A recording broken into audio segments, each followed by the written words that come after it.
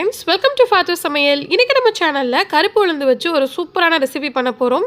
இந்த காலத்து குழந்தைங்க என்ன தான் நம்ம பாடுபட்டு எவ்வளோ கொடுத்தாலும் சரி அவங்களுக்கு சத்து ஒட்டவே மாட்டேங்குது. ஆனால் இது வந்து ரொம்ப எளிமையாக செஞ்சு கொடுத்துடலாம். நல்ல ஸ்ட்ரென்த்தாக இருக்கும் உங்கள் பாடி. சரி வாங்க எப்படி செய்கிறதுன்னு பார்க்கலாம். இப்போ ஃபஸ்ட்டு நான் ஒரு 1/2 கிலோ அளவுக்கு கருப்பு உளுந்து எடுத்துகிட்டு இந்த மாதிரி சொலவில் கொட்டி புடச்சிக்கிறேன். இதில் இருக்கக்கூடிய கப்பி அப்புறம் எக்ஸ்ட்ரா இருக்கக்கூடிய தூசி எல்லாமே வந்துடும். இந்த மாதிரி க்ளீன் பண்ணி வச்சுக்கோங்க. இப்போ க்ளீன் பண்ண கருப்பு உளுந்தில் பாதி எடுத்துக்கிறேன். கிட்டத்தட்ட நான் எடுத்துருக்கிற அளவு 1/4 கிலோ அளவுக்கு கருப்பு உளுந்து தான் எடுத்திருக்கேன். பேலன்ஸை வந்து அப்படியே எடுத்து வச்சுக்கிறேன். இப்போ நம்ம சேர்த்துருக்க இந்த கருப்பு உளுந்தை அடுப்பு மீடியம் ஃப்ளேமில் வச்சுட்டு நல்லா வாசனை வர்ற அளவுக்கு, கலர் சேஞ்ச் ஆகிற அளவுக்கு வறுத்து எடுத்துக்க போகிறோம். கிட்டத்தட்ட நம்ம போட்ட கலர்லேருந்து பாருங்கள், இந்த அளவுக்கு நல்லா டார்க்காக வந்து செவந்து வரணும். அந்த அளவுக்கு நல்லா வறுத்துக்கோங்க. இப்போ பாருங்கள், நான் உங்களுக்கு கம்பேர் பண்ணி காட்டுறதுக்காக பழைய உளுந்தையும் எடுத்து காமிக்கிறேன். இதுதான் நம்ம போடுறதுக்கு முன்னாடி, இது வந்து வறுத்ததுக்கப்புறம் இருக்கக்கூடிய கலர். இந்த அளவுக்கு வறுத்தோன்னே ஒரு தட்டில் கொட்டி நல்லா வந்து ஆற வச்சு எடுத்துக்கோங்க.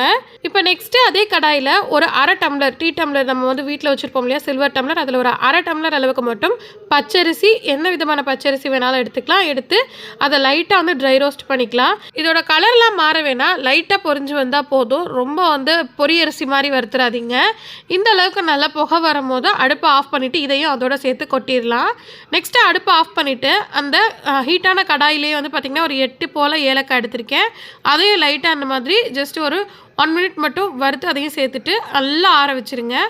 ஆறின இந்த எல்லாத்தையும் வந்து மிக்ஸி ஜாரில் சேர்த்துடலாம். நான் எடுத்திருக்க இன்றைக்கி அளவு வந்து பார்த்திங்கன்னா கொஞ்சம் கூட இருக்குது மிக்ஸி ஜாரில், அப்படின்றனால 2 பேட்சாக அரைச்சி எடுத்துக்க போகிறேன். ஃபஸ்ட்டு ஒரு பாதி அளவு மட்டும் போட்டு நல்லா ஃபைன் பவுடராக அரைச்சி எடுத்துக்கோங்க. இந்த மாதிரி மெலிஸ் ஜல்லடையில் நம்ம அரைச்ச பவுடரை வந்து ஃபஸ்ட்டு சலித்து எடுத்துக்கலாம். சலித்து எடுத்ததுக்கப்புறமேட்டு செகண்ட் பேட்ச் நம்ம வச்சுருக்கோம் இல்லையா, அதையும் இதே மாதிரி அரைச்சி சலித்து எடுத்துக்கலாம். இப்போ டோட்டலாக நான் எல்லாத்தையும் வந்து சலிச்சிட்டேன். பாருங்கள், ஃபைன் பவுடரை நமக்கு கிடச்சிருச்சு. பேலன்ஸ் இருக்கக்கூடிய இந்த கப்பி இருக்கு இல்லையா, இதையும் ஒரு தடவை நம்ம போட்டு சலித்து எடுத்துக்கலாம். இப்போ சலிச்சு முடிச்சதுக்கு அப்புறமேட்டு பாருங்கள், நமக்கு இந்த அளவுக்கு பவுடர் கிடச்சிருக்கு. இந்த பவுடர் வந்து தீர்ந்ததுக்கப்புறம் நம்ம பேலன்ஸ் வச்சுருக்கோம் இல்லையா 1/4 கிலோ, அந்த மாவுலையும் நம்ம செஞ்சுக்கலாம். இப்போ ஃபஸ்ட்டு இதை எப்படி செய்கிறதுன்னு சொல்லி காமிச்சுக்கிறேன். ஒரு 3 ஸ்பூன் அளவுக்கு நம்ம வந்து இந்த பொடி சேர்த்துக்கிறோம். அடுத்து ஒரு 3 டம்ளர் அளவுக்கு தண்ணி சேர்த்துக்கிறேன். இப்போ இது ரெண்டுத்தையும் வந்து நல்லா வந்து கலந்து விடணும். எந்த விதமான கட்டிகளுமே இல்லாத அளவுக்கு நல்லா கலந்து விட்டுக்கோங்க. இந்த மாதிரி கலந்ததுக்கு அப்புறமேட்டு தான் நம்ம அடுப்பில் ஏற்றணும். ஏற்றிட்டு அடுப்பை வந்து ஆன் பண்ணிவிட்டு நல்லா மீடியம் ஃப்ளேமில் வச்சுக்கோங்க. இப்போ பாருங்கள், நம்ம அரைச்ச பவுடரை நான் அந்த மாதிரி வந்து பாட்டிலில் போட்டு வச்சுக்கிறேன். ரெகுலராக நீங்கள் யூஸ் பண்ணுற மாதிரி இருந்தால் வெளியே வச்சுக்கோங்க, இல்லாட்டி ஃப்ரிட்ஜில் வச்சுக்கோங்க. எந்த விதமான பூச்சி வண்டும் வராமல் இருக்கும். இப்போ நல்லா கலந்து விட்டுட்டே இருக்கும் போது அடுப்புலேருந்து கொஞ்சம் நேரத்துலேயே வந்து பார்த்திங்கன்னா இந்த மாதிரி பால் மாதிரி பொங்க ஆரம்பிச்சிடும். அதே நேரத்தில் மீடியம் ஃப்ளேமில் வச்சு நம்ம காய்ச்ச ரொம்ப சீக்கிரமாகவே திக்னஸ் ஆகிரும். இப்போ ஒரு துளி அளவுக்கு உப்பு சேர்த்துக்கோங்க. நல்லா இனிப்பை தூக்கலாக்கி கொடுக்கும். இப்போ நல்லா கலந்துட்டு இதோட ஒரு வாசனைக்காக ஒரு டீஸ்பூன் அளவுக்கு மட்டும் நெய் சேர்த்துக்கிறேன். இதை நம்ம சேர்க்கும் போது நல்லா பாயசம் மாதிரி சூப்பரான வாசத்தில் இருக்கும். இப்போ கலந்துட்டு இது நல்லா ஓரளவுக்கு கெட்டியானதுக்கு அப்புறமேட்டு, நல்லா வெந்ததுக்கு அப்புறமேட்டு ஒரு 2 கட்டி அளவுக்கு நான் வெல்லம் சேர்த்துருக்கேன். நீங்கள் நாட்டு சக்கரை கூட சேர்த்துக்கலாம். இதில் வந்து இந்த மாதிரி நாட்டு சக்கரை சேர்த்துக்கோங்க. ஒயிட் சுகரை வந்து அவாய்ட் பண்ணுறது ரொம்ப பெஸ்ட்டு.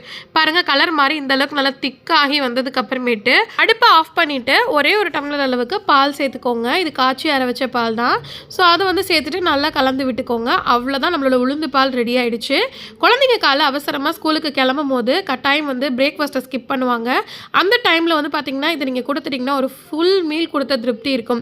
ஈவினிங் ஸ்கூல் விட்டு வர குழந்தைங்களுக்கு கூட தாராளமாக நீங்கள் இதை செஞ்சு கொடுக்கலாம். நான் என் குழந்தைங்களுக்கு இதை பாயசம்னு சொல்லி கொடுப்பேன். அவங்க விரும்பி குடிப்பாங்க. டீ காஃபிக்கு பதிலாக இதை ட்ரை பண்ணி பாருங்கள். ரொம்ப ரொம்ப ஹெல்த்தி. அதே நேரத்தில் ஆன்லைனில் கிடைக்கிற பவுடர்ஸ்லாம் எந்த அளவுக்கு வந்து நமக்கு சுத்தமானதுன்னு தெரியாது. நம்மளே நம்ம கையில் செஞ்சு கொடுக்கும்போது நல்லா திருப்தியாக இருக்கும். ஸோ ஃப்ரெண்ட்ஸ், இந்த வீடியோ பிடிச்சிருக்க நம்பரே, வீடியோ பிடிச்சிருந்தா லைக் பண்ணுங்கள், ஷேர் பண்ணுங்கள். மறக்காம நம்ம சேனலை சப்ஸ்கிரைப் பண்ணாத ஃப்ரெண்ட்ஸ் சப்ஸ்கிரைப் பண்ணிக்கோங்க. தேங்க்ஸ் ஃபார் வாட்சிங்.